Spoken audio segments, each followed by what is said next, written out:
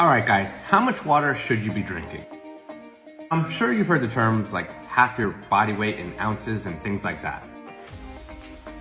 Truthfully, the amount of water you should be drinking is different for everybody. Certainly you want to drink plenty and not feel dehydrated. In fact, dehydration can cause a lot of unwanted cravings. If you're feeling hungry or have a little sweet tooth going on, you're probably just dehydrated. Generally speaking, I tell people between 80 and 100 ounces of water a day. A little more, a little less, it's all okay. A few ways you can tell you're dehydrated are: number one, take a look at your tongue.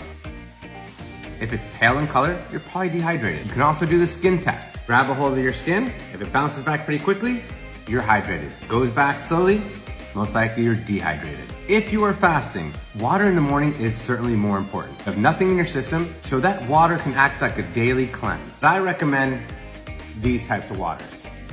One thing that these waters all have in common, they're all loaded with electrolytes or salt. It's the same thing. These electrolytes are gonna help fuel our cells. Certainly electrolytes come in lots of different sports drinks. Those are combined with tons of added sugar. Just spring for some of these electrolyte waters.